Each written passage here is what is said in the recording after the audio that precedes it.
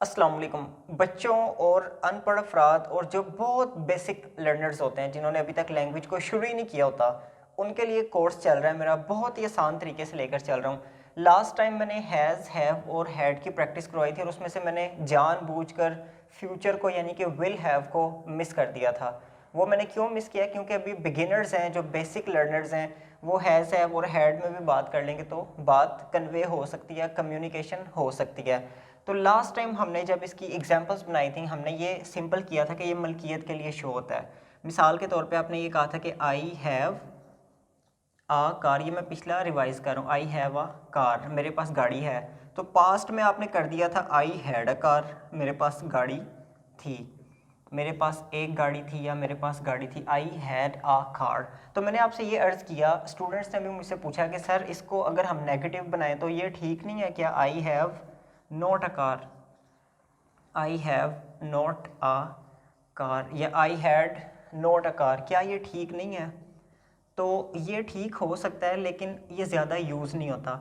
ये एक जगह पे यूज़ हुआ है, ये स्ट्रक्चर हैव नॉट और हैड नॉट के बाद डायरेक्ट नाउन लग रहा है, ये एक जगह पे यूज़ हुआ है और वो थैंक यू मैम एक लेसन है फर्स्ट ईयर में, वहाँ पे मैंने इसको स्ट्रक्चर को कहीं पे देखा है। लेकिन इसका जो बेहतर प्रॉपर स्ट्रक्चर है वो डू नॉट और डिड नॉट लगता है इनके साथ।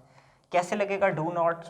अभी मैं आपको बताता हूँ, या आप एक दफ़ा इसको याद कर लें। डू नॉट और डिड नॉट, पास्ट के लिए आपने डिड नॉट लगाना है और प्रेजेंट के लिए आपने डू नॉट लगाना है। अभी इसको लगाते हैं।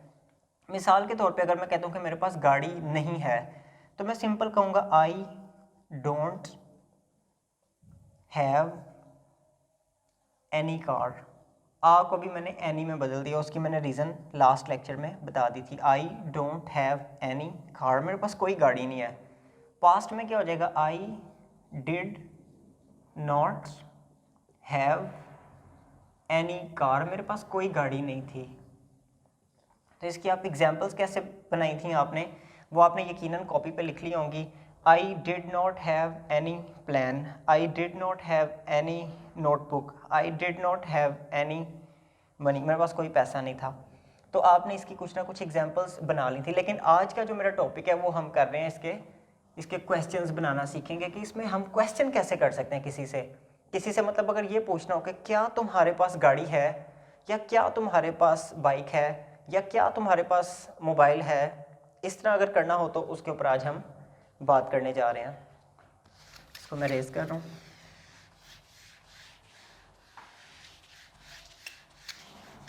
इसको मैं कंपैरेटिव स्टडी इसलिए करवा रहा हूँ ताकि स्टूडेंट्स के लिए ज़रा कंपैरिजन करना आसान हो जाए, बाद में फिर ये कन्फ्यूजन रहती है। अच्छा, इसको और इसको दोनों को, ये दो डिफरेंट चीज़ें हैं। पहले हम इसको हैव को उठाते हैं। जब हैव वाले क्वेश्चंस आपने बनाने, आपने डू का इस्तेमाल करना है। डू के बाद आप प्रोनाउन लगा दें या किसी बंदे का नाम लगा दें। Do you have any car, क्या तुम्हारे पास कोई गाड़ी है? तो ये आपने देखा कि हमने डू का इस्तेमाल किया सिर्फ किस लिए? इस यू के लिए, क्योंकि यू के साथ डू आता है। और डू किस किस के साथ आता है ये अब आपने सोचना है, और मैं यहाँ पे लिख भी देता हूँ। आई के साथ आता है डू, दे के साथ आता है डू। इसको हम शॉर्ट लिख लेते हैं क्योंकि अभी हम इसका एक सेंटेंस भी बनाने लगे हैं। आई वी यू दे, और वी के साथ आता है। अच्छा जी, डू आई हैव, इसको अगर हम सेंटेंस बनाए तो ये बनेगा डू आई हैव, ठीक है। एनी आइडिया, क्या मेरे पास कोई आइडिया है? ये क्वेश्चन लग गया। Do they have any job, क्या उनके पास कोई जॉब है? Do we have any meeting, क्या हमारी कोई मीटिंग है?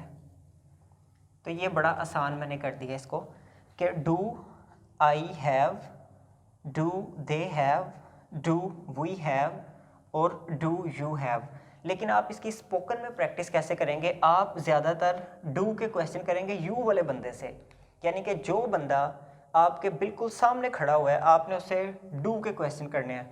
Like do you have a big house, do you have a family, do you have brothers और सिस्टर्स, एंड भी लगा सकते हैं, do you have brothers and sisters, do you have any degree, do you have any educational background.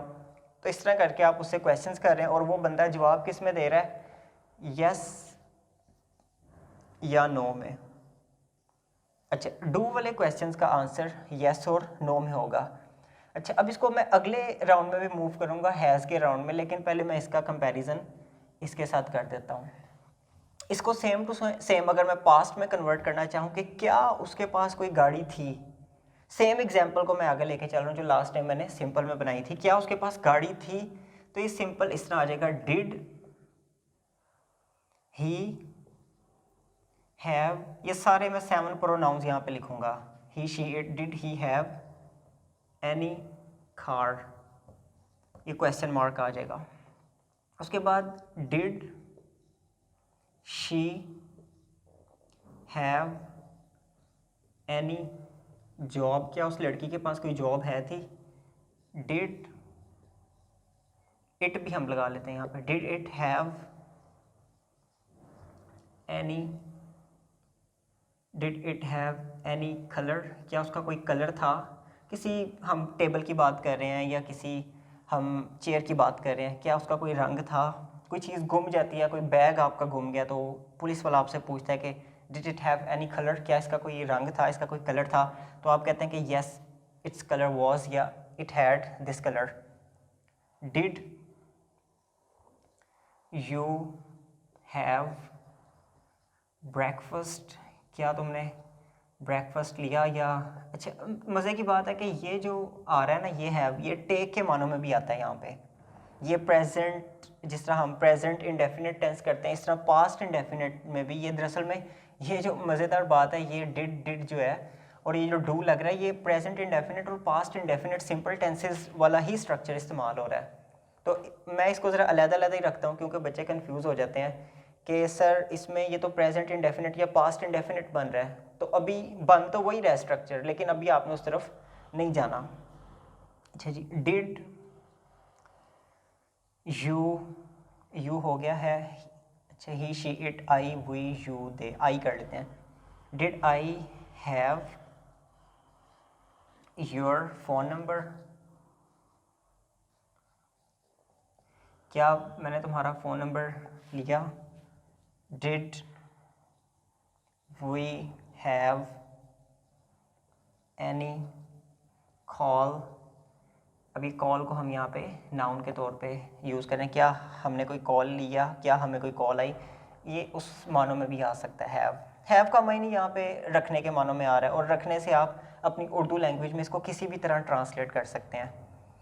अच्छा, you they कर लेते हैं, did they have a family, क्या उनकी कोई फैमिली थी या क्या वो फैमिली कोई रखते थे, did they have any family, did they have any brothers और sisters, did they have any brothers और सिस्टर्स, क्या उनके कोई बहन भाई थे। तो ये तो सिंपल सीधा सीधा स्ट्रक्चर आ गया, इसमें तो कोई प्रॉब्लम ही नहीं हुई। प्रॉब्लम क्यों नहीं हुई, क्योंकि सबके साथ हमने डिड लगाया, सबके साथ ही, और दूसरा सबके साथ ये हैड जो था वो हैव में बदल गया सबके साथ। हैव में क्यों बदल गया, क्योंकि जब भी डू डिड डज ये चीज़ें लगती हैं तो ये जनाब साहब हैव में बदल जाते हैं और ये हैज़ भी हैव में बदल जाता है। अभी मैं इसकी यहाँ पे आपको प्रैक्टिस करवाने लगा हूँ। यहाँ पे डू वाले मामले में सीधा सीधा मामला था कि डू के बाद हमने हैव लगा दिया और पहले भी हैव था और हैव ही लगा दिया, लेकिन इसको थोड़ा सा मैं चेंज करने लगा हूँ। वो चेंज कहाँ पे करूँगा, वो डस में चेंज करूँगा।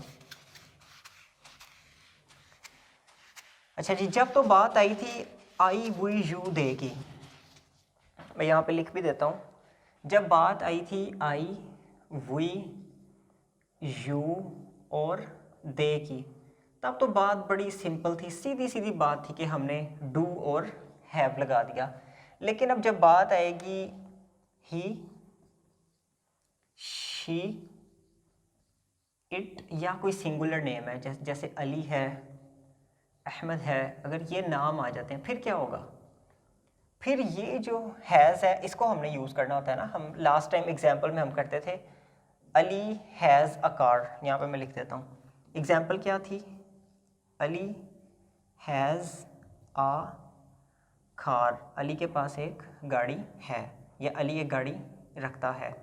अब इसको उसमें शिफ्ट करने के लिए क्वेश्चन में हम क्या करते हैं, इस हैज़ को अब हमने इस्तेमाल करना है।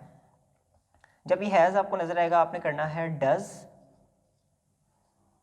Ali have any car. ये थोड़ा सा कन्फ्यूजन क्रिएट करता है स्टूडेंट्स को कि जब आपको हैज़ नज़र आ रहा है और उसके बाद नाउन नज़र आ रहा है, तो आपने उसको खामोशी से डज़ का लफ्ज़ इस्तेमाल करना है। Does Ali have any car, क्या अली के पास कोई गाड़ी है? और अगर यही शी हो तो ये आ जाएगा does she, does she have, वही हैज़ हैव में बदल गया जिस तरह मैं पहले बता चुका हूँ। Does she have any job, क्या उसके पास कोई जॉब है?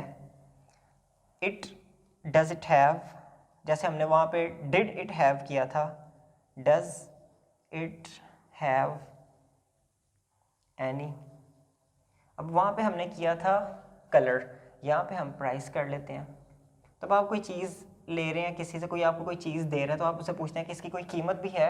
Does it have any price, does it have any cost. अच्छा जी, उसके बाद हम आ जाते हैं ही पे। Does he have a house, क्या उसके पास घर है? एक घर है। Does he have a house. अब इसका भी जवाब सिंपल येस और नो में आपने कर देना है। अच्छा, आज की प्रैक्टिस बड़ी आसान कर दिया मैंने। आपने पहले राउंड में सिंपल क्वेश्चंस बना लेना। ये आप वाइट बोर्ड आपके सामने है, इसकी आप पिक्चर ले सकते हैं। पहले आप डू के बना लें, डू वाला जो मैंने किया था उसको वीडियो को पीछे करें और वहाँ से डू की तस्वीरें ले लें। डू पे क्वेश्चंस बना लें और यू पे ज़्यादा क्वेश्चंस कर लें। Like do you have, do, फिर दे पे कर लें डू दे हैव, फिर वी पे कर लें डू वी हैव, फिर आई पे कर लें डू आई हैव। उसके बाद हमने सिर्फ नाउन लगाना है। मैं ये पहले भी अर्ज किया था कि हमने यहाँ पे नाम का लफ्ज़ इस्तेमाल करना है, नाउन। हमने कोई वर्ब एक्शन नहीं लगाना। उसके बाद इसी तरह आप इसकी प्रैक्टिस कर लें, फिर डज़ की कर लें। ये तीन हमारे एक्चुअली आज के टॉपिक्स हुए, डू, डज़ और डिड। हमने इनडायरेक्टली इन तीनों को स्टडी किया है, लेकिन ये जुड़ किसके साथ रहे हैं? सिर्फ हैव के साथ या हैज़ के साथ या हैड के साथ किसी तरह जुड़ रहे हैं। बाकी ये दूसरे वर्ब्स के साथ भी जुड़ सकते हैं। मतलब डू आई हैव अगर आपको आ गया यूज़ करना, तो फिर do I eat, do I take, do I buy, do I call, do I learn, do I speak, वो फिर आपके लिए बहुत ही आसान हो जाएगा। तो पहले राउंड में आप इसको अगर क्लियर कर लेते हैं तो ये आपके लिए एक बड़ा गोल्डन चांस है। उम्मीद करता हूँ कि आपको ये लेक्चर बड़ा अच्छा लगा होगा। आप दोस्तों के साथ भी शेयर करें और चैनल वगैरह को भी सब्सक्राइब करें ताकि वीडियोस आपको मिलती रहें तरतीब के साथ। Thank you very much, take care, Allah हाफिज़।